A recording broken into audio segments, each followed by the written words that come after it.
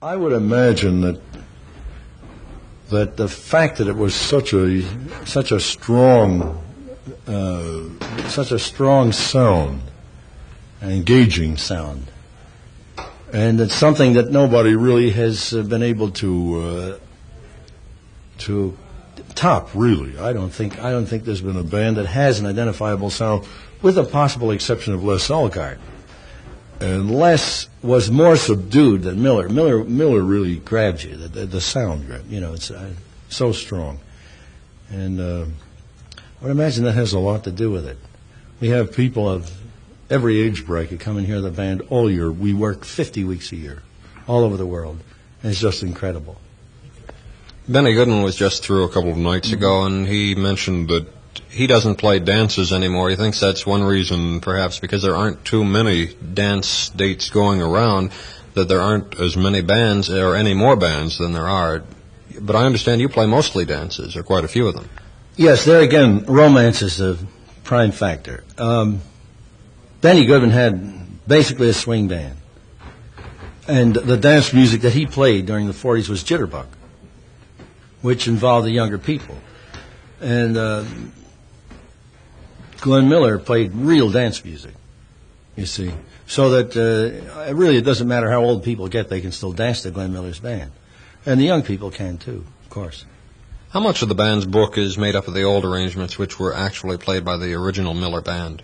Most of our library. I'd say about 60% of our library. And the rest are songs that have been popular since then, or standards that Miller just didn't happen to do? Or Right. That's about it. The new arrangements are done by 2 or 3 of the fellas in the band. They all do the present arrangements, and of course they pattern it after the Miller style. Of course, we don't stray too far from the idea of the Glenn Miller band. Occasionally we might if the song demands that. You see.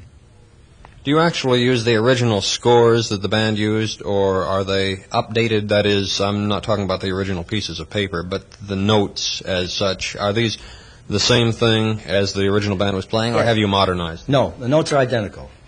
We don't hamper the soloist, and Glenn did not either. In other words, if there was a 16-bar solo, that was his show, so he played what he felt.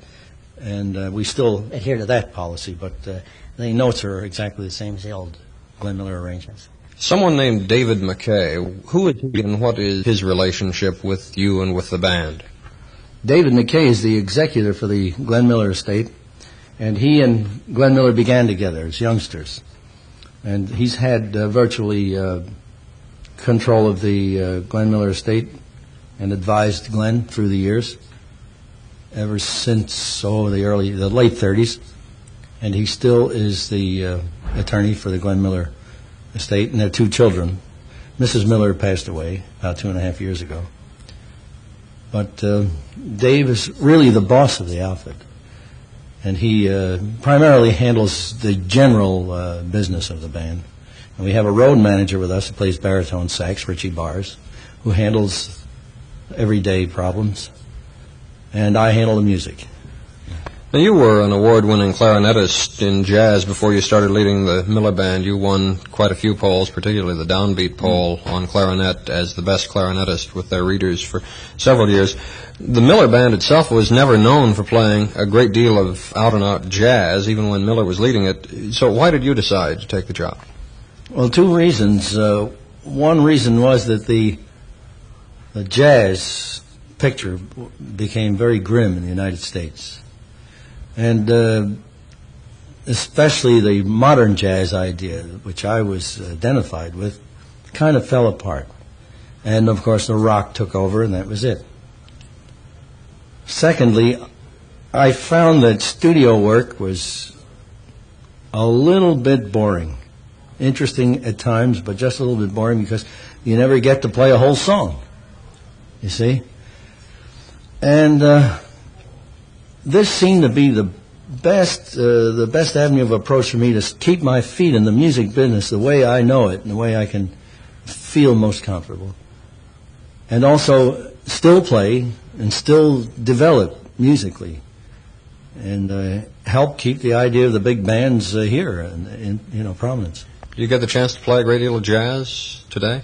Not a great deal, but enough to enough to keep me satisfied. We do program 1 or 2 selections in our concerts, and I don't get too rusty. I keep in shape, so it affords the greatest outlet for at least a proper amount of playing, and certainly a lot of great experience and interesting work developing the band.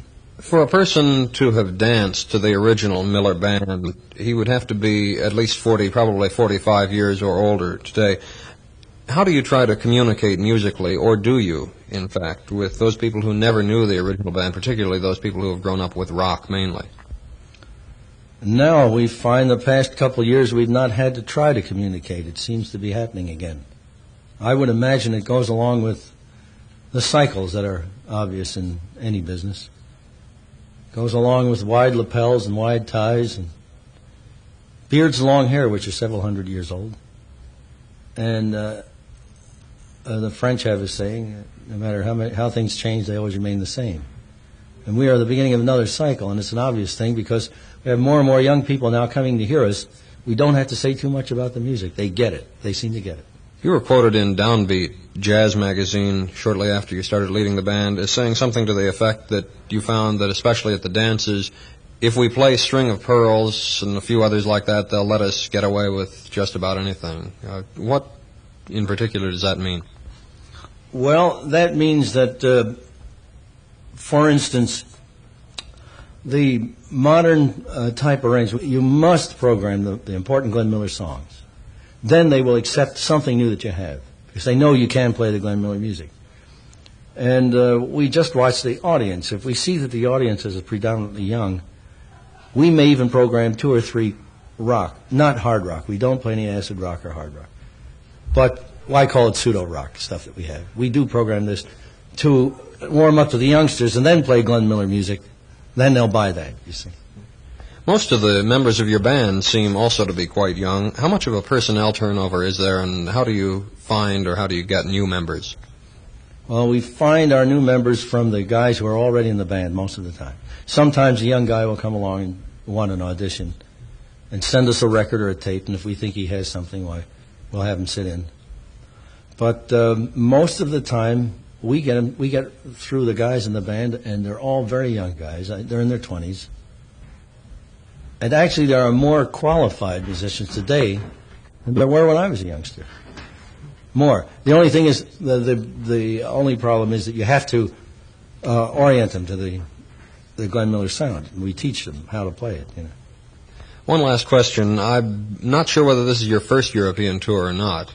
Not my first. I was here in with the band. I mean. Yes, with the Glenn Miller Band, our first tour on the continent. We were in England last year and recorded, by the way, the Royal Festival Hall. Quite a good album. It's out past couple of weeks and really exciting. Well, I wonder if, since this is your first European tour leading the band, considering the fate of the originator, if you felt it all edgy flying over the English Channel to get here. No, I don't. We don't consider that at all. I've flown around the world so many times that that's something that doesn't occur to you. Thank you very much for being with us this afternoon, Buddy DeFranco. My pleasure indeed, Bill.